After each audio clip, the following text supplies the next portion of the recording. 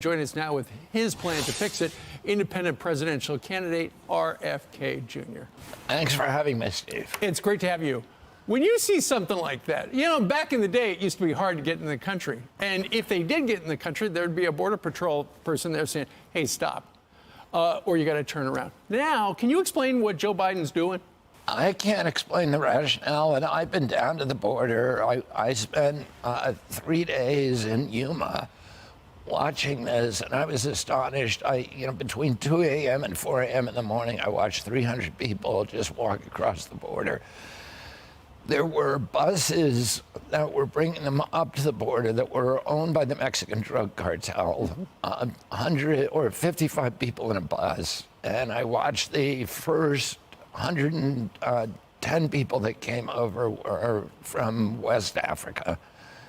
And I wasn't able to interview them, but then the second 2 buses that came in, I was able to interview all the people, and only 2 of them had asylum claims. Most of them were from Asia. Right.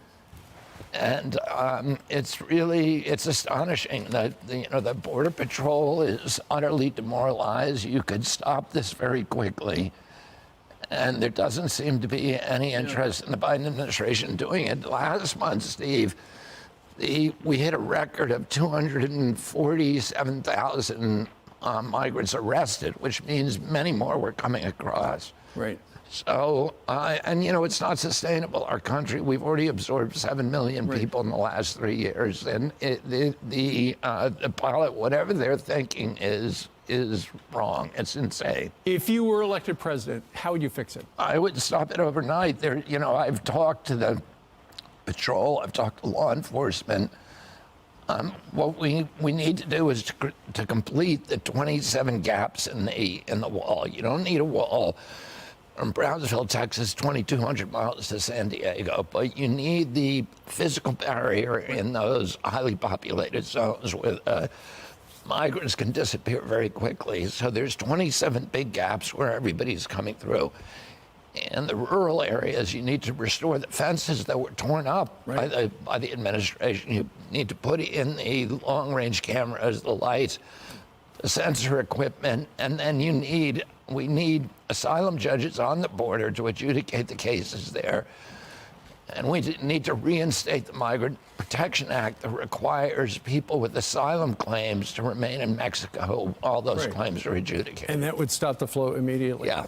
And that's what you would do if elected president. Of course, you're running as an independent. And right now, when you look at the very latest Gallup poll, when people across the country are asked, how do you self-identify politically? Look at this. The number of independents has gone way up. I see a Quinnipiac poll with independents. You are beating Joe Biden and Donald Trump. In battleground states, you beat Donald Trump and Joe Biden with young voters. The Harvard-Harris poll, you beat Donald Trump and Joe Biden in favorability. So right now you got the wind at your back running as an independent. But, you come from one of the most famous Democratic families in the world. Is the two-party system broken? It's definitely broken. And I think more and more people are seeing how corrupt it is. And the corruption is increasing. There was Bernie Sanders, some of Bernie Sanders' followers sued the Democratic Party a couple of years after 2016 in federal court. Right. And for fixing the vote against Bernie. And the federal judge said, yeah, it is against their own rules. They violated their own rules, but they are a club and they're allowed to do that. And that ruling empowered the party with permission, because before that they were at least pretending to be neutral in elections and to not fix the outcome.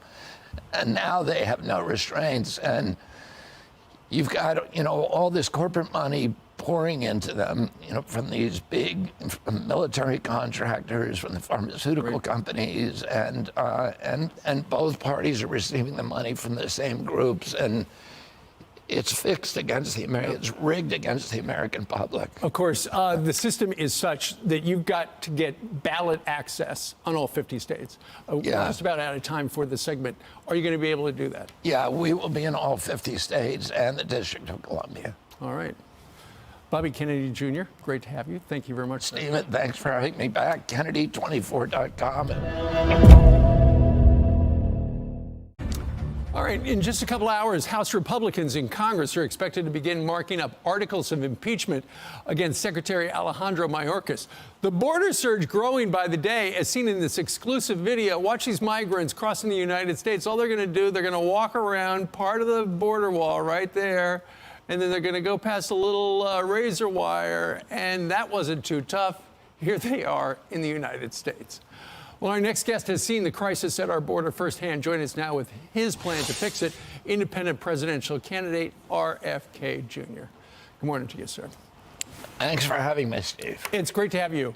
When you see something like that, you know, back in the day, it used to be hard to get in the country. And if they did get in the country, there'd be a Border Patrol person there saying, hey, stop, or you got to turn around. Now, can you explain what Joe Biden's doing? I can't explain the rationale, and I've been down to the border. I spent 3 days in Yuma watching this, and I was astonished. Between 2 a.m. and 4 a.m. in the morning, I watched 300 people just walk across the border. There were buses that were bringing them up to the border that were owned by the Mexican drug cartel, 100 or 55 people in a bus, and I watched the first 110 people that came over were from West Africa, and I wasn't able to interview them. But then the second 2 buses that came in, I was able to interview all the people, and only 2 of them had asylum claims. Most of them were from Asia. Right. And it's astonishing that the Border Patrol is utterly demoralized. You could stop this very quickly. And there doesn't seem to be any interest in the Biden administration doing it. Last month, Steve, we hit a record of 247,000 migrants arrested, which means many more were coming across. Right. So, it's not sustainable. Our country, we've already absorbed 7 million people in the last 3 years. And the pilot, whatever they're thinking is wrong. It's insane. If you were elected president, how would you fix it? I would stop it overnight. I've talked to the patrol. I've talked to law enforcement. What we need to do is to complete the 27 gaps in the wall. You don't need a wall from Brownsville, Texas, 2,200 miles to San Diego, but you need the physical barrier in those highly populated zones where migrants can disappear very quickly. So there's 27 big gaps where everybody's coming through. In the rural areas, you need to restore the fences that were torn up by the administration. You need to put in the long-range cameras, the lights, the sensor equipment, and then we need asylum judges on the border to adjudicate the cases there. And we need to reinstate the Migrant Protection Act that requires people with asylum claims to remain in Mexico. All those claims are adjudicated. And that would stop the flow immediately. Yeah. And that's what you would do if elected president. Of course, you're running as an independent. And right now, when you look at the very latest Gallup poll, when people across the country are asked, how do you self-identify politically? Look at this. The number of independents has gone way up. I see a Quinnipiac poll with independents. You are beating Joe Biden and Donald Trump. In battleground states, you beat Donald Trump and Joe Biden with young voters. The Harvard-Harris poll, you beat Donald Trump and Joe Biden in favorability. So right now you got the wind at your back running as an independent. But, you come from one of the most famous Democratic families in the world. Is the two-party system broken? It's definitely broken. And I think more and more people are seeing how corrupt it is. And the corruption is increasing. There was Bernie Sanders, some of Bernie Sanders' followers sued the Democratic Party a couple of years after 2016 in federal court. Right. And for fixing the the vote against Bernie. And the federal judge said, yeah, it is against their own rules. They violated their own rules, but they are a club and they're allowed to do that. And that ruling gave the party, empowered the party with permission, because before that they were at least pretending to be neutral in elections and to not fix the outcome. And now they have no restraints, and you've got, you know, all this corporate money pouring into them, you know, from these big military contractors, from the pharmaceutical companies, and both parties are receiving the money from the same groups, and it's fixed against the it's rigged against the American public. Of course, the system is such that you've got to get ballot access on all 50 states. We're just about out of time for the segment. Are you going to be able to do that? Yeah, we will be in all 50 states and the District of Columbia. All right. Bobby Kennedy Jr., great to have you. Thank you very much. Stephen, thanks for having me back. Kennedy24.com if people want to help us get on the ballot. Look at that. Wait until the very end for the good plug. All right. I'm Steve Ducey. I'm Brian Kilmeade. And I'm Ainsley Earhart. And click here to subscribe to the Fox News YouTube page to catch our hottest interviews and most compelling analysis. May 13th, 1951, three-term congressman walks in for a dinner party and meets a freelance photographer. And that's where JFK, Bobby's uncle, met Bobby's aunt, which is Jackie. And that happened here. And Georgetown is famously haunted with wonderfully haunted with great memories and stuff. And I know for a fact that your aunt and uncle will be so proud of you being here tonight. So let's hear it for her. It's fantastic. Wonderful. Wonderful. And Tony Lyons is here, my buddy from Michigan. We were dorm mates in Alice Lloyd at Michigan, is the guy who introduced me to Bobby Kennedy years ago at a book signing party at his place in New York City. And then I immediately got on board when Bobby decided to run for president for a number of things. We were at your announcement at the Park Plaza, where ironically I was there last night. Priscilla was with me. And you said a couple things that really resonated with me. And you invoked your uncle, you invoked your dad, specifically with your dad. I'm paraphrasing, but you said that he would take you on vacations to places like the Dakotas, and you would vacation with Native Americans. And your dad would say, these are Kennedy people, they need your help. And that really stuck with me. I thought that was fantastic. And so there was that. And then, you know, you have a wonderful way about you with that kind of stuff. And I just think you're gonna make a fantastic president. So thrilled to have you here. Before you talk, I'm gonna introduce my buddy Tony, and then we're gonna hear from you. So fantastic. Everybody, thank you all so much for coming here. Let's hear for Tony Lyons. Hey, Tony. He is the CEO of Skyhorse Publishing. And take it away, buddy. Hi, yeah, I'm Tony Lyons. I'm the co-founder of the Super PAC American Values 2024, and we're throwing this party tonight. Thank you all for coming. I've known Bobby Kennedy for more than 10 years. I'm his publisher and his friend, and I have just great respect for him. And, you know, I really think that we haven't had a president who's had the kind of authenticity and integrity and character that Bobby Kennedy has in decades. And it's time that we have that once again. So I'd like to say a poem that I know Bobby likes. It's called The Second Coming by William Butler Yeats, in honor of Bobby's 70th birthday. So the poem is, turning and turning in the widening gyre, the falcon cannot hear the falconer. Things fall apart, the center cannot hold. Mere anarchy is loosed upon the world. The blood-dimmed tide is loosed, and everywhere the ceremony of innocence is drowned. The best lack all conviction, while the worst are full of passionate intensity. Surely some revelation is at hand. Surely the second coming is at hand. The second coming, hardly are those words out, when a vast image out of the spiritus mundi troubles my sight. Somewhere in the sands of the desert, a shape with lion body and the head of a man is moving its slow thighs, whilst all around us move real shadows of the indignant desert birds. The darkness drops again, but now I know that 20 centuries of stony sleep were vexed to nightmare by a rocking cradle. And what rough beast his hour come round at last, slouches toward Bethlehem to be born. So I was thinking about that poem, and I was thinking, you know, the best lack all conviction, the worst are full of passionate intensity. And I think, you know, Bobby doesn't lack conviction. Bobby has great conviction and, you know, great steadiness and sincerity. And he has real passionate intention and intensity.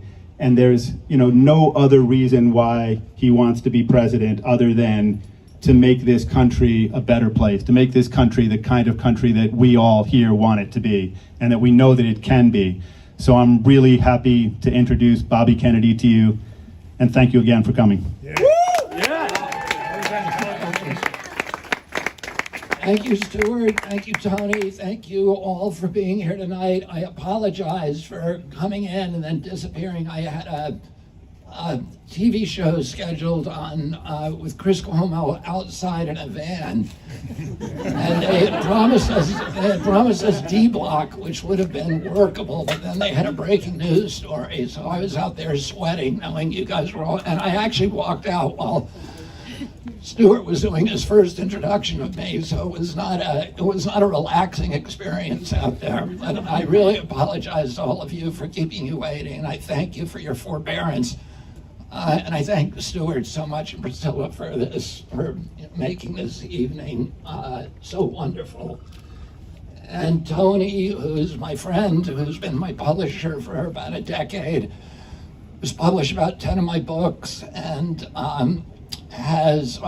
but more importantly, he's published books that nobody else published. He published 1,000 books a year, and he publishes books that nobody else will touch. And there are a lot of stuff I don't agree with, but it's stuff that needs to be said, and stuff that I do.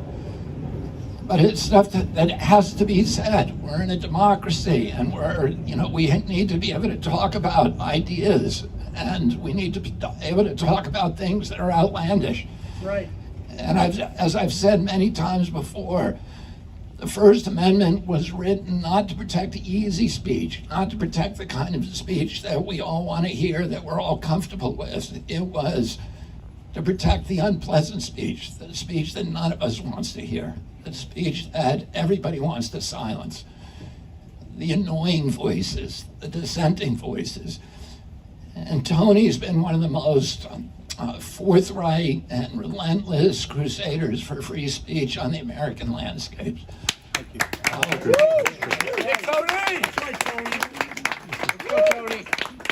And I want to thank again Stuart for bringing me back to this house. I was at this house many times as a kid. Charlie Bartlett, who was one of my uncle's best friends, was the owner of this house at that time, and he was a publisher. And my Aunt Jackie did a column for him called The Inquiring Photographer, where she would take a picture of somebody and then do a short interview with them. And the first time she met my uncle was in one of those interviews. And she asked him a question during that interview. She asked him what he thought his most important quality was.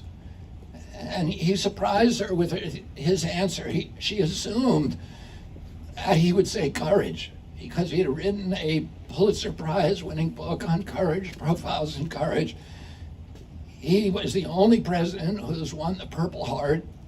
He was a hero during the war. He rescued his crew, and he had demonstrated his own heroic qualities already by that time. But the answer he gave her was curiosity. And, that's a quality that I think all of us need to cultivate. And that when I see it in people, I associate it with open minds. I associate it with compassion. I associate it with empathy, with the capacity to put yourself in other people's shoes. And I think that was my uncle's best quality. I think that was the quality that allowed him, during the 1,000 days that he was in office, to keep this country out of war. He told in a mansion very close to here, he told Katharine Graham's mansion, he told one of his best friends, Ben Bradley, who was then the publisher of the Washington, or the editor-in-chief of the Washington Post, and Graham was the publisher. Bradley asked him what he wanted on his epitaph on his gravestone. This is when he was already president, and he said he kept the peace. He said the primary job of a president of the United States is to keep the country out of war. And he said that he didn't want children in Africa and Asia, when they heard about the United States of America, to think of a man with a gun. He wanted them to think of a Peace Corps volunteer. He wanted them to think of the Alliance for Progress. He wanted them to think of USAID, which he created those two agencies in order to lift and run the oligarchs and all the foreign, U.S. foreign policy up to that point had been to funnel money to the oligarchs who said, and to the dictators who said we hate communists, and to the militaries who supported them. And meanwhile, they were starving and oppressing their own poor. And my uncle said that is a formula for revolution, and you're creating communists by doing that. And he said America needs to be on the side of the poor. Actually, he had his two favorite trips as president. One was to Ireland, in which he famous when he left Shannon Airport, the entire Irish people showed up to see the first Irish Catholic president, a real source of pride to their nation. And he famously told them as he left the Shannon Airport that I'll be back in the springtime. And that's a promise that he could never keep. But his other favorite trip during his presidency was to Colombia, where he met the leader Yidis Camargo, who was one of the greatest Latin American leaders. And there's a square that's now called John F. Kennedy Square. There's a whole neighborhood in Bogota named after my uncle. And 2 million people showed up to see him in the square. And Yidis Camargo said to my uncle, and my uncle, Jackie later said after Jack was killed, he said that he was more impressed with Yidis Camargo than any leader, any statesman. They had met de Gaulle, they had met Eamon de Valera, the George Washington of Ireland. They had met all these extraordinary leaders, Sukarno, etc., the liberator of Indonesia. But they said of all the leaders they met, Yidis Camargo was the most gifted. And Yidis Camargo said to my uncle, "Do you know why they love you?" And my uncle said, "Why?" And he said, "Because you put America on the side of the poor. They think that."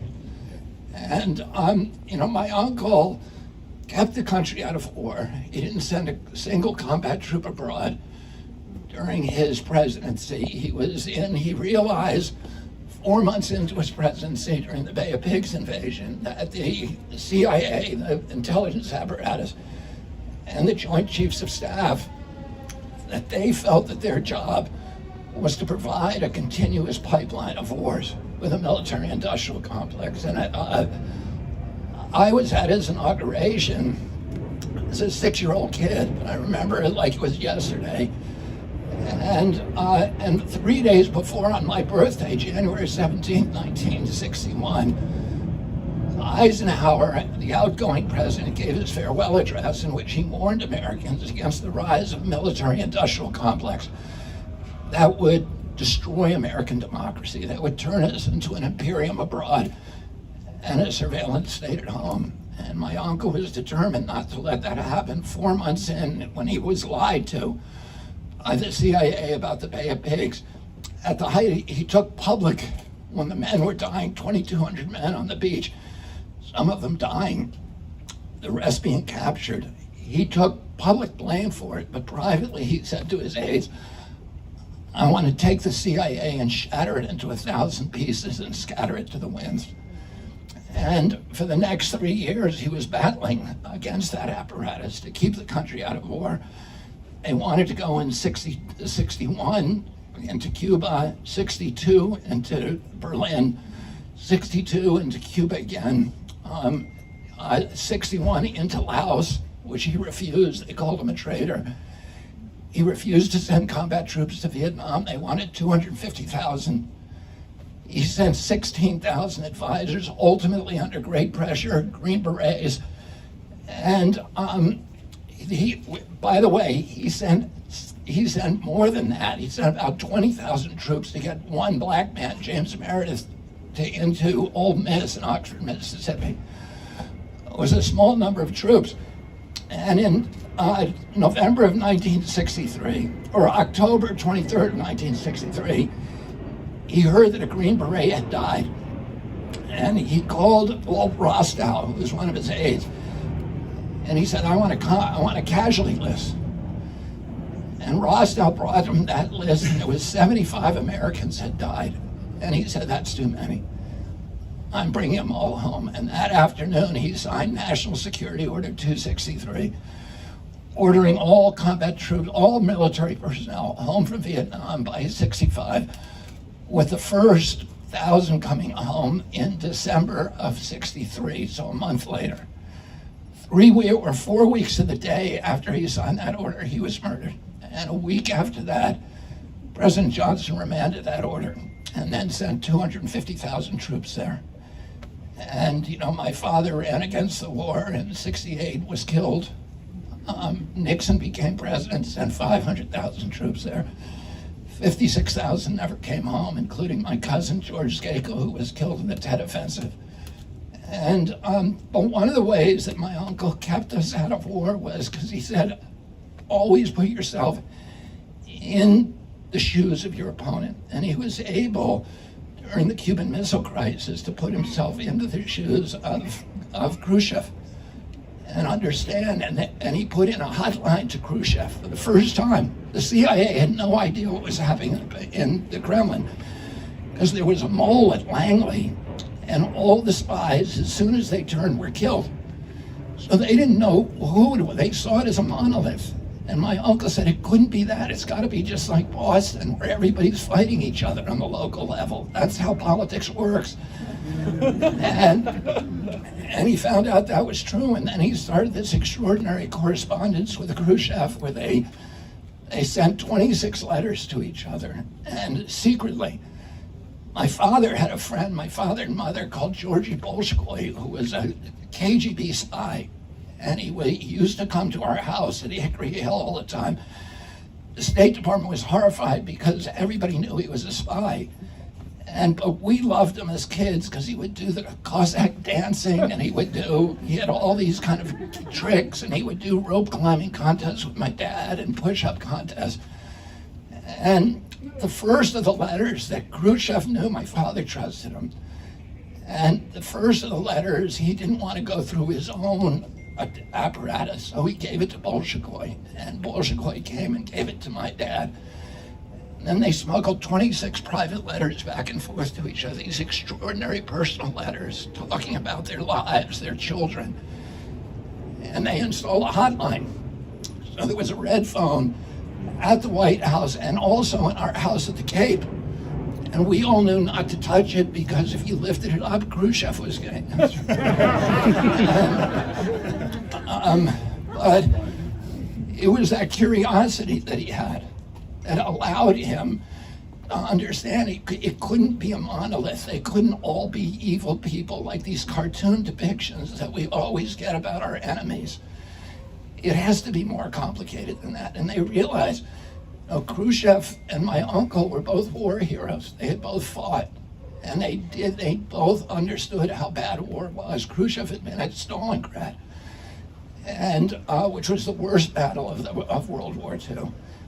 And neither of them wanted to get us into another war.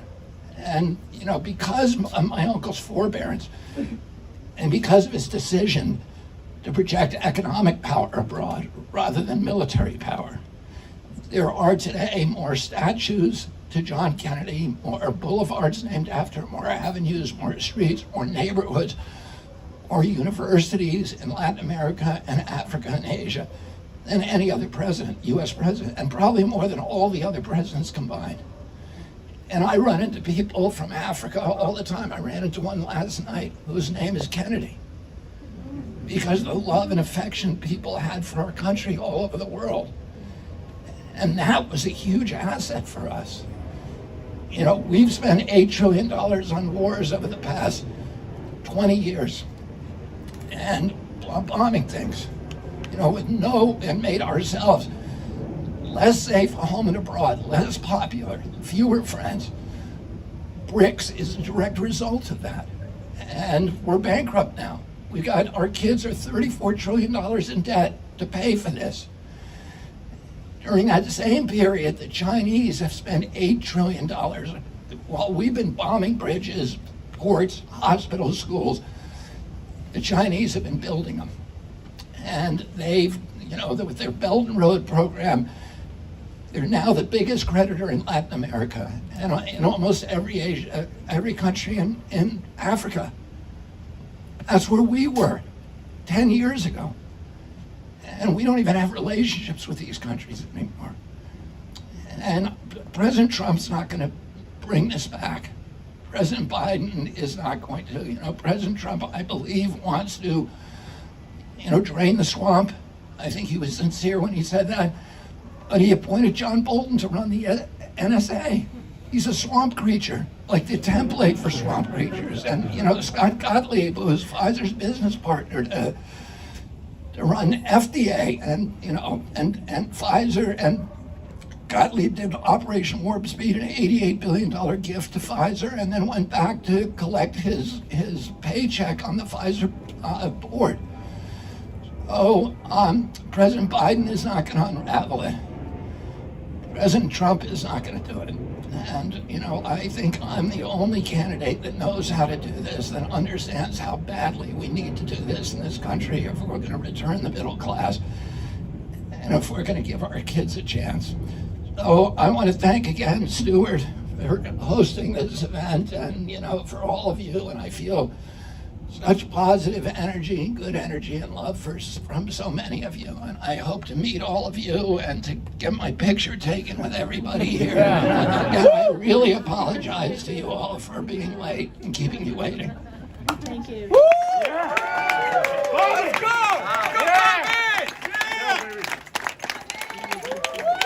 Lee, you have a few words you want to say? Hey, Rolling Out, this is Crystal Jordan, your host, and I am actually on assignment today. This is the weekend of Martin Luther King Jr.'s holiday, and I am honored to be sitting with one of our candidates for the 2024 presidential race. I am sitting here next to Mr. Robert F. Kennedy Jr. First of all, thank you so much for sitting down and talking to Rolling Out, and welcome to Atlanta. Crystal, thanks for having me. Well, we're excited. Like I said, this is an exciting weekend. We know that living here in Atlanta, Rolling Out has been a part of this community since 1996. And so we've had an opportunity to celebrate Martin Luther King holiday. But a lot of people don't really realize that the relationship between the Kennedys and the King family and the history there with the civil rights movement goes back so much further than what a lot of people realize. Can you share a little bit about what some people may not know about the history between your family, the Kennedys, and the King family? You know, my uncle, John F. Kennedy, was running for president of the United States in 1960. My father was his campaign manager. And they were both from Boston, and civil rights was not really on their radar. It was, you know, they were concerned about other issues, about organized crime, about foreign policy. But during the election in October of 1960, so that would have been 1 month before the election, Martin Luther King was arrested in DeKalb County, Georgia. And he was arrested because some of the members of SNCC, which was the Student Nonviolent Coordinating Committee, run by John Lewis, had persuaded him against his better judgment to participate in a lunch counter sit-in. Yes. And he had been sentenced to jail. And he in the middle of the night, he was woken up in the county jail at 4 o'clock in the morning. And he didn't know where he was going. The police never told him. He thought he may be going to an execution. He was brought into what he called cracker country, where lynching would not have been objected to by the local community, but they were really bringing him to a state prison. And Coretta King was panicked when she found out he'd been moved, and she got in touch with my uncle through Harry Belafonte, who was a close friend of the Kennedys, but he was also funding the civil rights movement at that time. And he got in touch with my uncle, Sergeant Shriver, who then went to John Kennedy, who was a senator, and said, and asked him to intervene. My uncle's staff did not want him to do it. My father had cut a deal with 3 Southern governors to support my uncle, but they all said that if John Kennedy supported Martin Luther King, that they would switch their support to Nixon. But in a private conversation without my father present, my other uncle, Sergeant Shriver, persuaded John Kennedy to call Coretta King. And he called her just a comfort call. And my father then immediately found out about it, and he told my uncle, Sergeant Shriver, you just cost us the election. Now, Martin Luther King had gone to Nixon first. Coretta had gone to Nixon first, because Nixon was very close with Martin Luther King at that point, and Martin Luther King was supporting him at that point. And, at that point, most blacks were voting Republican in the South because they were Lincoln Republicans. And, but Nixon would not return her phone calls, and that destroyed the relationship with King and Nixon from then on. My father was angry at Sergeant Shriver for getting my uncle to do that. My father came back to our home, which was McLean, Virginia, and he was on his way to the airport, which was 15 minutes away. And he began thinking about it, and he hated bullies. And he began thinking about it in that framework. And by the time he got to National Airport, he was steaming. And he personally, he called his staff. He said, I want the telephone number for that sheriff. He called the sheriff at night. And then he called the judge. And then he called the governor, Governor Van Dever. And he said, is there something you can do to get Martin Luther King out of jail? Van Dever said, I don't think I can. And my father said, I want you to try, and then I want you to call me back and tell me what you did. And the next morning he was released. The judge released him. So from then on, my family had a very close relationship with the Kings. And then, by 1962, civil rights was the biggest issue for him, the presidency. They helped him with the Freedom Riders. And the Freedom Riders at that time, there'd been a Supreme Court case that said you could not, that the bus companies, the Greyhound company that was putting blacks in the back of the bus could not do that on interstate commerce. And the Freedom Riders were a bunch of young kids, and they decided to test that out in the Deep South. And one of their buses was burned in Anniston. They were severely, savagely beaten in Anniston and then in Montgomery. And my father then sent, at King's request, sent 400 U.S. Marshals to guard them. And he helped King with the Selma March, with Viola Lee Lazo. King at that point had a boycott going in Montgomery, Alabama against the businesses. My father refereed the settlement of that. And he helped him with the housing discrimination in Chicago, and then he helped him organize the March on Washington in 1963. And when Martin Luther King came out against the Vietnam War in April of 1967, and a lot of the other civil rights leaders did not want him to do that. They wanted him to stay in his lane. But he said the war we can't separate the two issues, civil rights and the war. The war is impoverishing the poverty program, and it's all black kids who are fighting that war, and they're bringing home the violence. And so he came out against the war almost to the day that he gave that famous speech against the Vietnam War. He was murdered. My father was running at that time for President of the United States, and he was in Indianapolis when he found out Martin was murdered. And by the way, after Martin Luther King out of prison, Daddy King, was Martin's dad, gave a sermon at Dexter Avenue Baptist Church in Montgomery in which he endorsed my uncle. And because of that, my uncle won the presidency. It was the narrowest margin in history. So it cemented the relationship between our families. And my father learned that Martin Luther King, when he was about to speak in a black section of Indianapolis, my father learned that Martin Luther King had been killed. He gave impromptu one of the best speeches of his career, and urging peace. He talked about his own brother had been killed by a white man, and he said, what we need is healing. Right. You know, we need to tame the savageness of man and make gentle the life of the world. And of 120 cities that rioted that night, including the city I was in, Washington, which was burned to the ground, Indianapolis was the only city that didn't riot. And that is a tribute to my father's speech. And then when my dad was killed, when my dad died, I was with him in Los Angeles, and Coretta Scott King was in the hospital with us. And then she flew back with us with my father's body on the plane, and she then took that train ride to Washington, D.C., where there were 2.5 million people on the train track, and remained very, very close friends with my mother, their whole lives. And, I grew up very, very close to Marty King, Martin's son.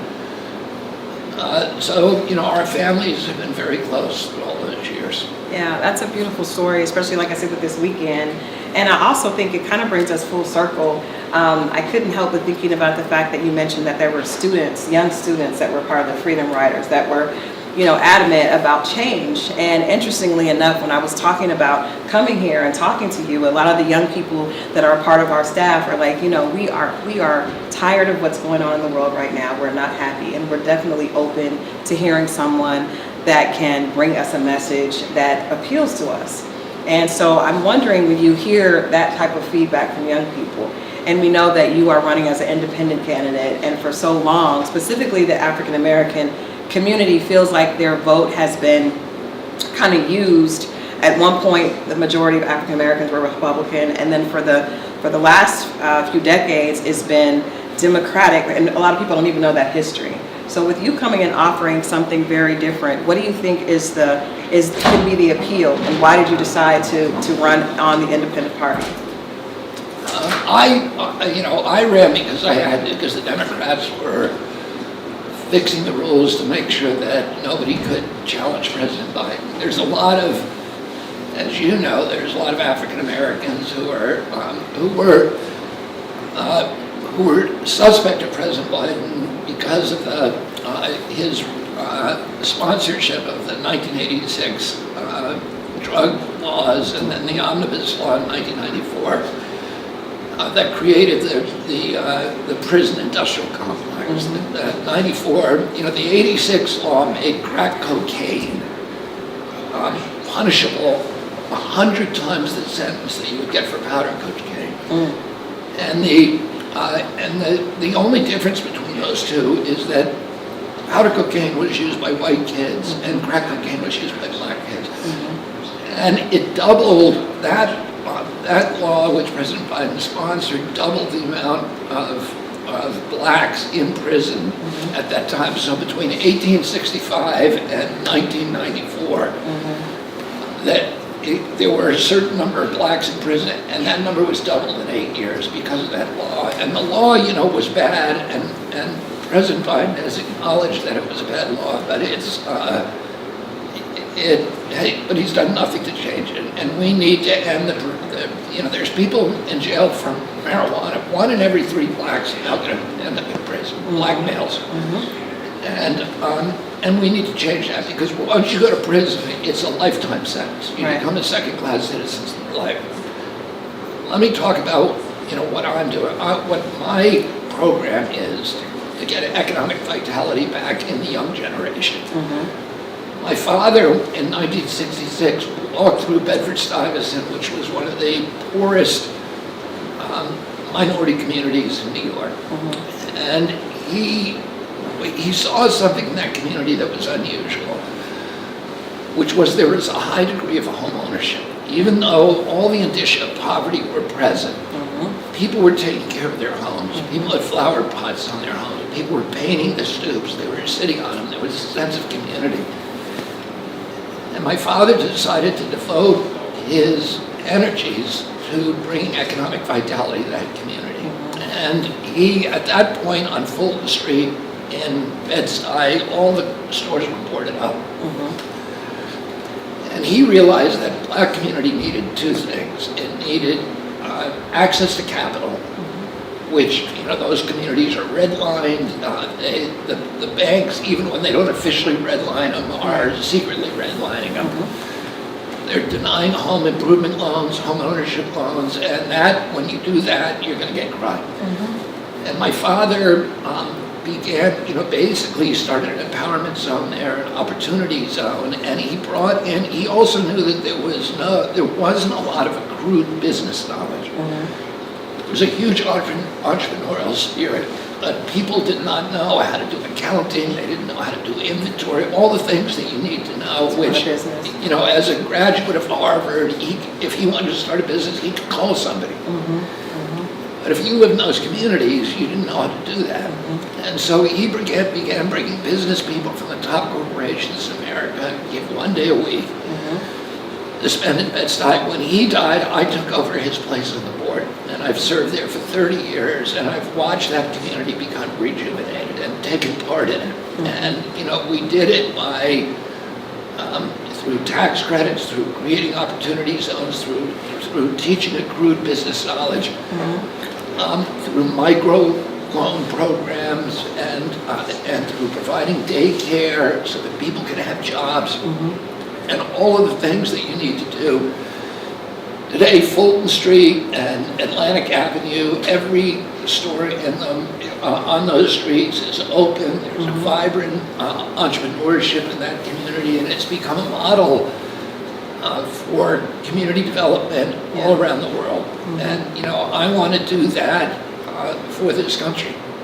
Well, that is what our readers want to know about. Like I said, we have a large population of our readers are interested in entrepreneurship. And I love everything that you just said. That's a wonderful example. I guess I would want to ask you, you know, for our last question here, I know your time is limited, but for the homeowner, for the African American business owner that has not gone to Harvard, but still has pulled themselves up by their bootstraps, so to speak, and has started their business, but is steadily fighting against, you know, issues because they didn't have those loans, they didn't have that capital. What would your message be, and why should we put you in office? I mean, quite honestly, what can you tell our community about what you want to do when it comes to empowering our communities, empowering those entrepreneurs that have been out there working, struggling, even with, you know, knowing that they're starting out 10 steps behind, you know, their white counterparts? In terms of why should people believe me, well, I would say this: I'm not a politician. I never intended to run for president of the United States. But if you look at what I've been doing for the past 40 years, it is a commitment to those issues. It's a commitment to environmental justice, a commitment to business development in the black community. I have a long track record of doing that. And, you know, I believe that I'm in a better position to do that because of what I've done with my life than anybody else who's running for president. And the commitment I have, there's a lot of things that need to be done in the black community. The first is fix the education system. We need education choice. We need the capacity to expand the charter schools in New York. There's 20,000 kids who are going to one charter school, and there's a long list of 100,000 kids who want to get into it, and they're being stifled. And those charter schools do miracles with kids. You know, what we're finding is that the ability to get into college is not cultural, it's not environmental, it's not economic, it's bad schools. That's what's blocking people. And when you give people good schools with discipline and a good education, the Success School in New York, which is a charter school, almost all black, is now outperforming the best high schools in terms of college placement and graduation in New York, better than Scarsdale High, which is one of the highest in New York. We can do that, but we need to make that available, and we need school choice. You need to say to black parents, you don't need to keep your kids in a school that's not working for them. You can have a choice to move someplace else. And the other thing is we need access to capital. The problem is that there's only 20 black-owned banks in our country, and they're all underfunded and funded by the Fed. And when you fund those black-owned banks, they spend money in those communities. We need to, and that's what I'll do. I'll make sure that those black-owned banks are getting adequate cash. That cash is being directed to those communities for home improvement loans, for business loans, and one part of liberal ideology is that we have to end racism. Right. You're never going to end racism. It's part of who we are. Right. It's the 20,000 generations that we spend wandering the African savannah in little tribal groups fighting each other. And tribalism is hardwired into our system. But what you need to do is equip kids so that racism doesn't affect them. And when I was a kid, my uncle was the first Catholic president. There was tremendous bigotry against Catholics. I was called, when I was a kid, all kinds of names, a Mick, a mackerel snatcher, all these names that were derogatory for my religion. It never affected me because I had confidence in myself. I knew I was getting a good education. I had a family that loved me. I knew my life was going to be. So when somebody would say that stuff to me, I wouldn't be thinking, what's wrong with me? I'd be thinking, what's wrong with that person? Right? Yeah. And that's where we want black kids to be able to be resilient. Right. So that when they do encounter those kind of challenges, they're able to cope with them because they have an education. Right.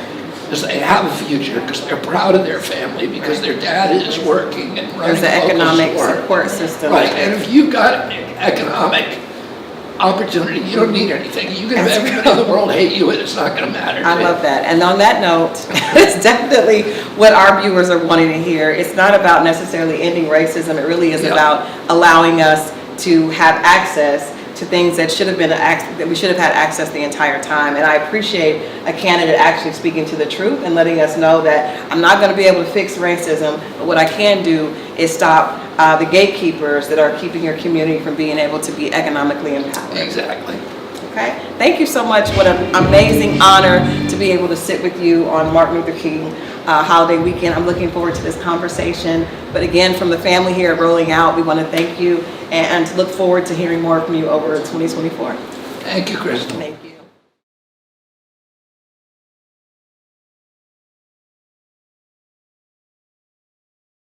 In his only television interview for The Political Perspective today is independent presidential candidate Robert F. Kennedy Jr. Welcome. It's great to have you on the show. Thank you so much for being here. Let's start with the Federal Reserve, Robert, and you need to tell us and the viewers, potential voters maybe, how you view the Fed and its success in bringing down inflation since a year ago March. And thanks, Liz, for having me. I'm really happy to be here on this show. I'm happy that the inflation rate appears to be at least temporarily under control. But inflation is the most pernicious and insidious regressive tax on the poor. But high interest rates are also an enormous tax on the poor. The access to capital now that I'm seeing in poor neighborhoods all over the country is bankrupting small business in those neighborhoods. Our kids cannot get into a home because the interest rates have gone from 3% 2 years ago to, for them, the real cost about 7.5% or 8% inflation to buy a home. And the cost of housing has gone from $215,000 average cost in this country to $400,000. So you have an entire generation of kids that is not getting into homes. The long-term issue is spending, because inflation and high interest rates are just symptoms. They're just medicine, and they both are poisonous medicines. And so we need to get spending under control. We need to dramatically reduce the military spending. War in Ukraine is we've already committed $113 billion to that. President Biden wants to raise the stakes to $200 billion. We've wasted $8 trillion on useless wars over 20 years that have made Americans less safe abroad and at home and are bankrupting our country. We need to also get health care costs under, and nobody's under control. That's the biggest cost, $4.3 trillion a year. Nobody's talking about that except for me, and I'm the one who can bring those healthcare costs under control. Hold on. To be fair, President Biden has talked about attacking, high drug prices. Bernie Sanders just last week came out and said he was ready to subpoena 3 big pharma company CEOs because he's infuriated that the United States consumers are paying 10 times what France is paying. I mean, these are developed countries, forget Africa. So there are people out there that are trying to work on this. How would you tackle something like that?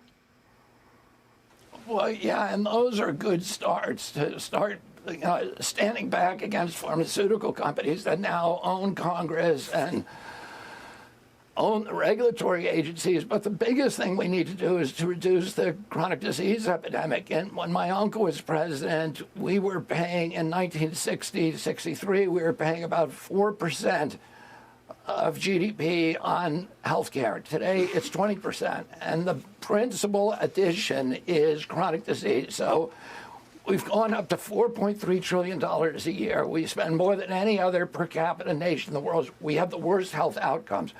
Why is that? Because the United States of America, has the highest chronic disease burden of any country in the world. We have neurological disease, obesity, autoimmune diseases that suddenly appeared in the 1990s and that are now the principal cause. 93% of Medicare bills are chronic disease. And, we had the highest death rate during COVID. We had 16% of the COVID deaths. We only have 4.2% of the world population. So why is that? Well, CDC says because we have the highest chronic disease rate. So that's the real pandemic. And NIH will not do those studies to find out. We know these are environmental toxins that are causing this. Well, can I interrupt you? Because I'm looking right now as a business network. I'm looking right now, and the stock market is going down. They want more punch bowl filling. They would like to see rates cut so that the money to borrow for whatever growth, whatever it is, becomes cheaper. And today, Jay Powell said, no, that is not going to happen. I've seen some of your opinions on the Federal Reserve and specifically say, for example, the U.S. dollar, Bitcoin, and how you would enable no taxes for people who make money off Bitcoin. And on top of everything else, you have also specifically said that you propose this idea to back the dollar with Bitcoin, beginning, though, with a very small number of treasuries. That's a very complicated issue, considering Bitcoin is incredibly volatile in price, although people are now getting to invest in it due to the Bitcoin spot ETFs.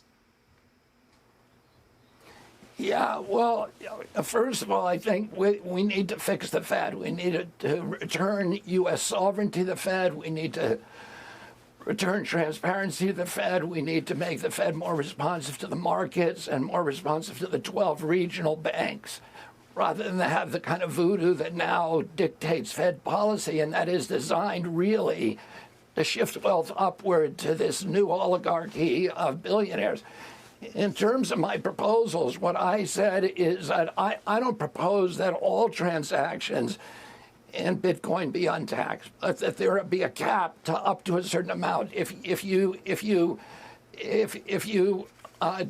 allow big holders like BlackRock to escape taxation on the increases in value for Bitcoin, you'd give a windfall of trillions of dollars to the richest people in our country, which they don't need. But people who have small transactions are buying gasoline or buying who are using it. We want to encourage people to use hard currency in the marketplace. My other proposal is very, very modest, which is that we use a basket of hard currencies, including platinum, including gold, and including perhaps Bitcoin, as a basis for maybe 1% of certain classes of T-bills, and see what happens. See if that has any capacity to inject discipline onto inflationary policies.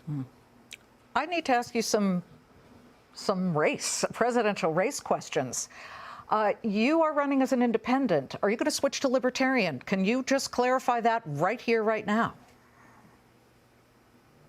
You know, we're talking to a lot of the individual parties, and we'll continue to do that talk. We haven't made up our mind yet, but right now, we have the capacity to get on the ballot in every state as an independent candidate, okay. And that is our plan at the moment. So people have reached out to us from other parties, and we're talking to a number of other people. The border, really quickly. Donald Trump and Speaker Johnson at the moment appear to be at least on the same side as slow-walking the border plan that Senate Republicans are pushing here, not just Democrats, but Senate Republicans.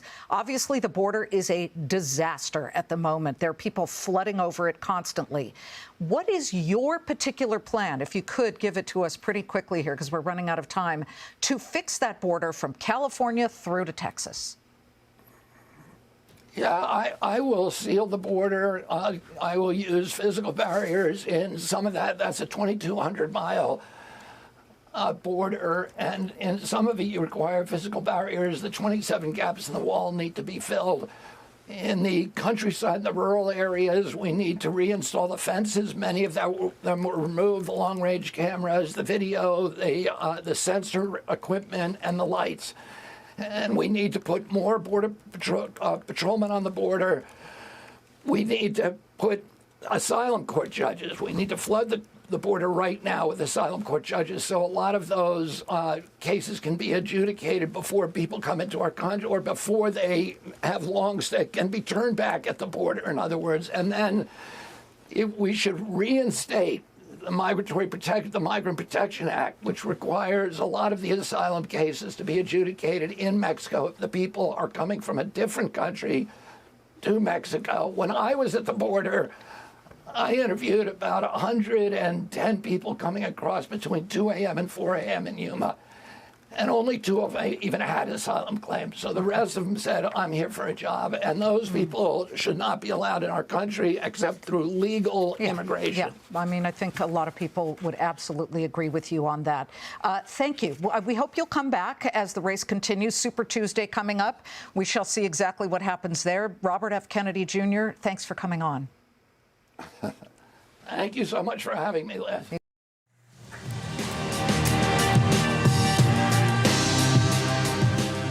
2024 independent presidential candidate Robert F. Kennedy Jr. denied reports that he could be Donald Trump's vice president if elected. I have to ask, the latest speculation is that maybe you would be the VP for Trump. Would you ever do that? I don't think that my marriage would survive it. I think he's right. Just president. That's all you want. Yeah. Awesome. Thank you. Thank you so much. RFK also appeared on Fox News yesterday to discuss his presidential run and his chances as an independent in this election year. Is the two-party system broken? It's definitely broken, and I think more and more people are seeing how corrupt it is. And the corruption is increasing. You know, there was Bernie Sanders, some of Bernie Sanders' followers sued the Democratic Party a couple of years after 2016 in federal court. Right. And for fixing the vote against Bernie. And the federal judge said, yeah, it is against their own rules. They violated their own rules, but they are a club and they're allowed to do that. And that ruling empowered the party with permission, because before that they were at least pretending to be neutral in elections and to not fix the outcome.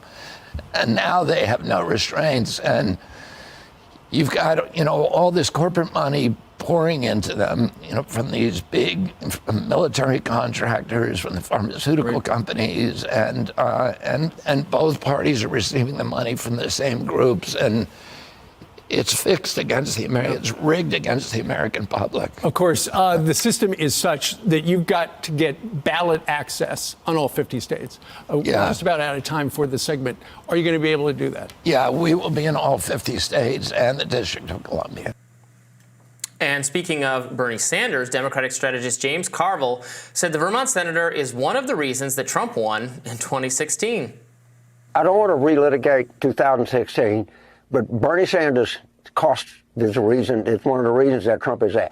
I think this is great that Nikki Haley is saying, our hats off to these Republican donors that continues to support her. Obviously she doesn't have that much chance, but every day that she's in there, every day that she's on the attack is a good day.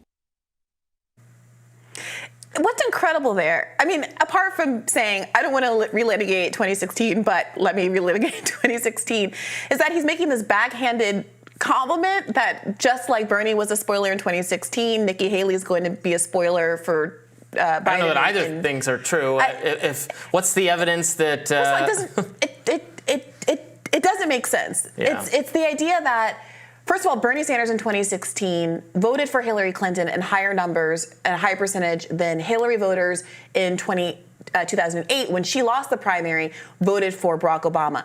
More Hillary voters in 2008 held out because, for whatever reason, they didn't like Barack Obama than Bernie Sanders supporters, which overwhelmingly fell in line and voted for Hillary Clinton. I think it's that she didn't campaign in the 2 states she ended up losing. But right. Moreover, galaxy brain take. Right.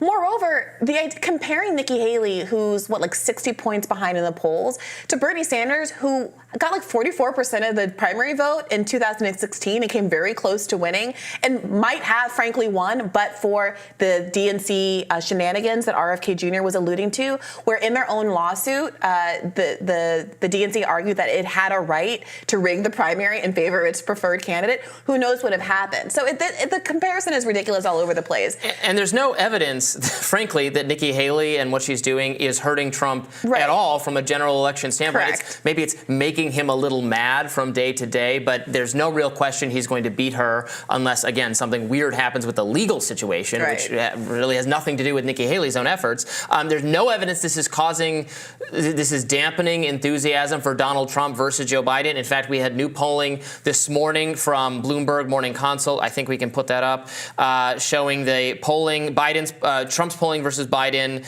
All states, he's up 6, and then specifically in the swing states, North Carolina, Trump plus 10, Nevada, Trump plus 8, Georgia, Trump plus 8, Wisconsin, Trump plus 5, Michigan, Trump plus 5, Pennsylvania and Arizona, Trump up just plus 3. So Trump's winning all of the swing states right now. Maybe there's time for Joe Biden. I guess I'd be looking at Arizona and Pennsylvania with a sliver of hope, but this is all good news for Trump. He's not losing momentum. He's not even the candidate yet. Now, maybe when he becomes the candidate and the media focuses more on what he's saying, people will recall why they didn't want to vote for Trump in 2020. I guess that has to be the theory of Biden's campaign right now. But there's no evidence that he's suffering because of Nikki Haley. There's no evidence right now he's suffering at all.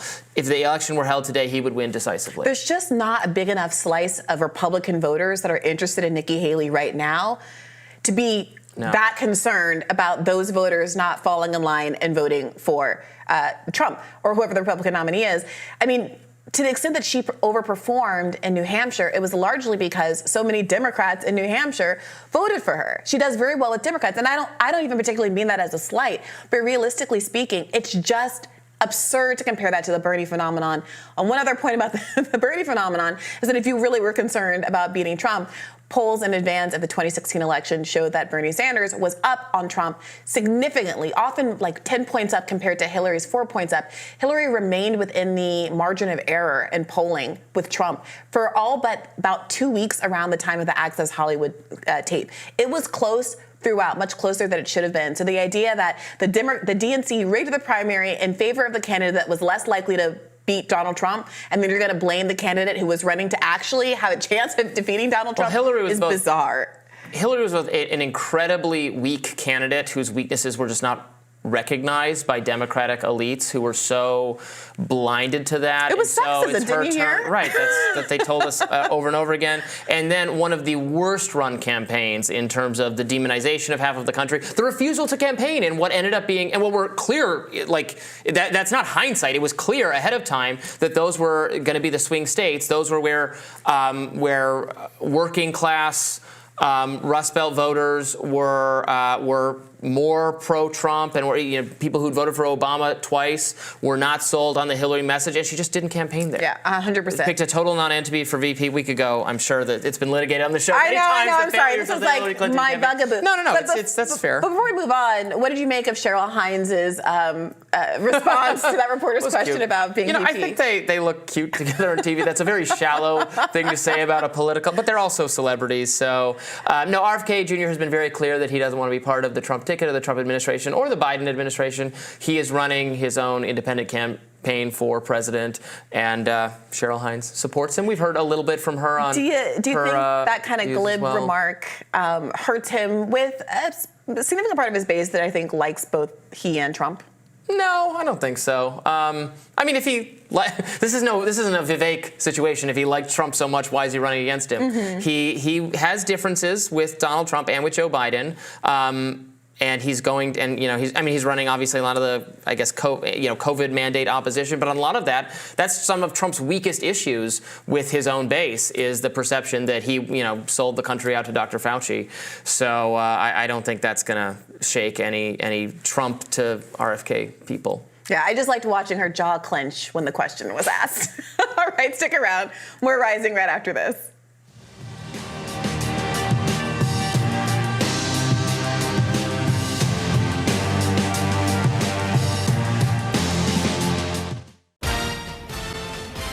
First Democrat, then independent, and now potentially libertarian. Just a few weeks ago, Robert Kennedy Jr. was in North Carolina trying to get on the ballot as an independent running for president. But Kennedy now says he's considering the Libertarian Party. We're digging deeper into what that means for the election and what may be behind that thinking.